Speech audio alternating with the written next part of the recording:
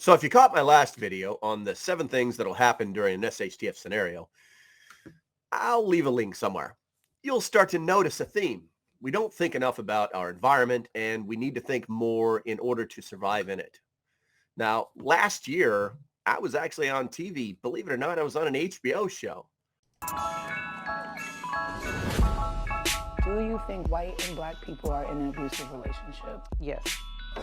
I look at white men a lot. They're sad, they feel isolated, and they're spiraling. From the insurrection to those milk chugging videos, I'm like, bruh.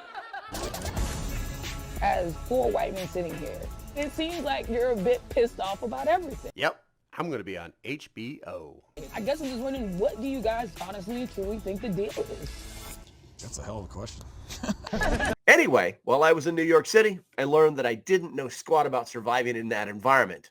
I instantly started thinking of ways to escape because it was clear that most of these people were going to die if things went full SHTF.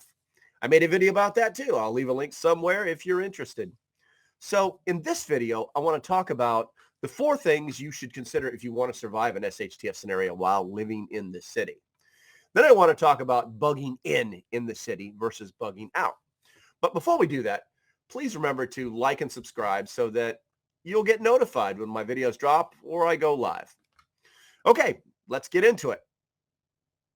So the first thing I want to talk about is food. Now, outside cities, most states have a robust agricultural scene going on. Inside the city, however, the food will have to be brought in. Since cities produce none of their own food, this means that you must be able to produce, procure, and store your own food. In a prolonged situation where normal society is fundamentally broken, doing this will be crucial to your survival. The 72-hour rule, where it's believed that stores have 72 hours or 3 days of food on the shelves, doesn't work in this environment because the population density is so high. Additionally, you'll want to do it in a way that you can hide your food or supplies effectively.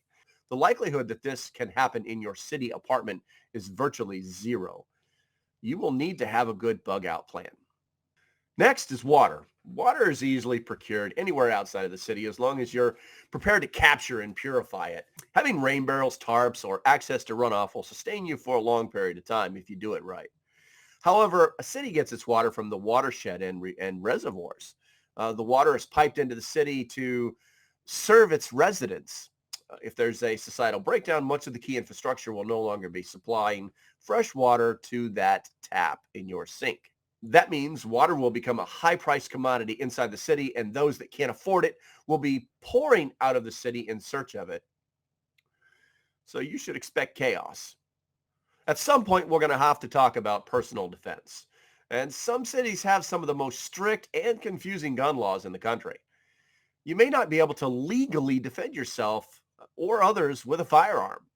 Certain firearms and the ability to carry them are allowed in some cities, of course not blue ones, but you may have to go through a more robust screening process and face more limitations than what preppers in other states might.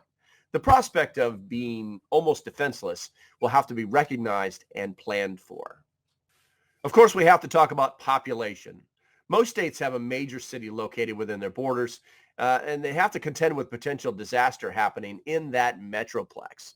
Large cities are, on a whole, other level of concern. For example, the population of New York is 19 million people, and the population of New York City is it's basically like 8.8 million people, and they're all living inside what they call the metroplex. If a disaster struck, the rest of the state couldn't support the residents of the city as they fled inland. It's just not possible for them to do it.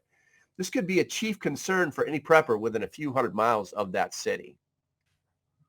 Okay, so now that we've talked about those 4 major concerns, let's talk a little bit about strategies.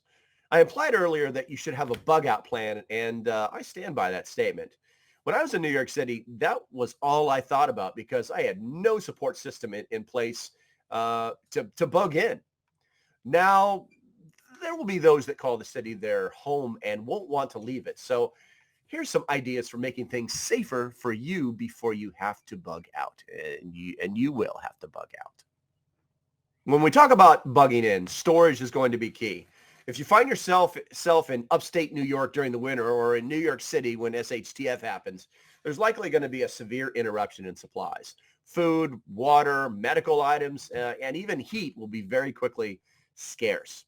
Therefore, having a 90-day supply of everything you need to survive is definitely crucial. This is incredibly vital if you find yourself living in the city.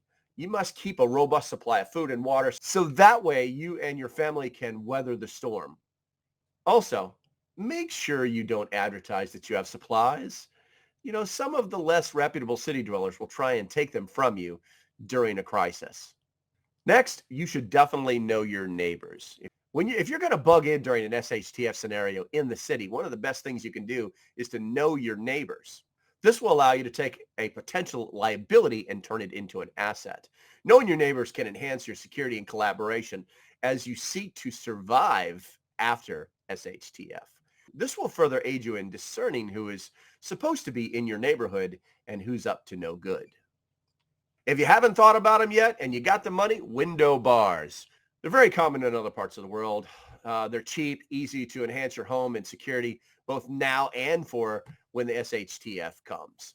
Keeping bars over the windows will present thieves and looters with an extra level of challenge that they'll definitely shy away from. Now, why? When considering bugging in, your home literally becomes a fortress. Okay, so now let's talk about bugging out. Now, at the minimum, I'm not going to make this a bug out video, but at the minimum, you have to have a basic plan. This should include a good map with a planned route that has been reconned and thoroughly thought out. And you must have an identified bug out location, grandma's house, a cabin in the woods, etc. Just have a spot. Now let's talk about some bug out considerations. We rarely think about it, but water can be your friend. Most cities have rivers and creeks. When considering to bug out, think through how you can use the city's hydrology to your advantage. Some cities have rivers that run inland. There are even substantial water features like the Mississippi River that could be used.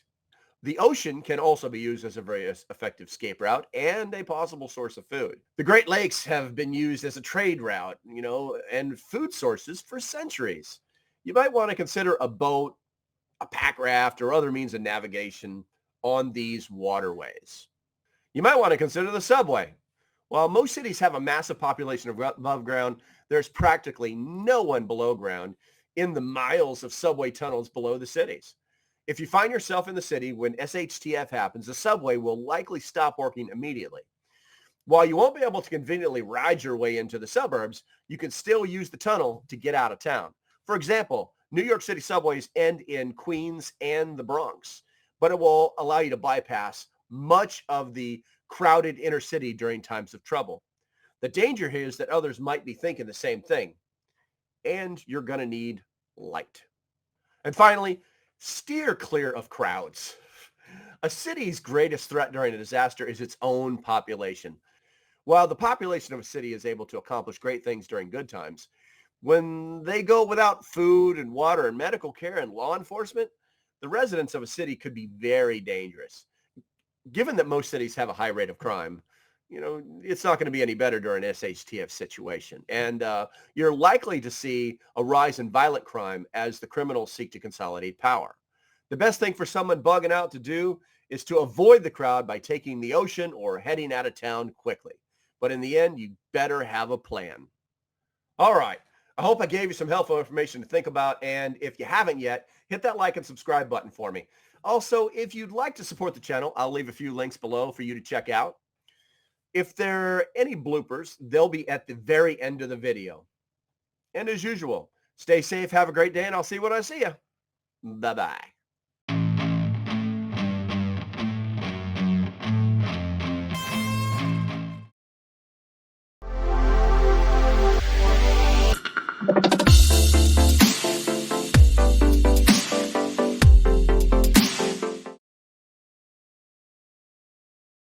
There are even some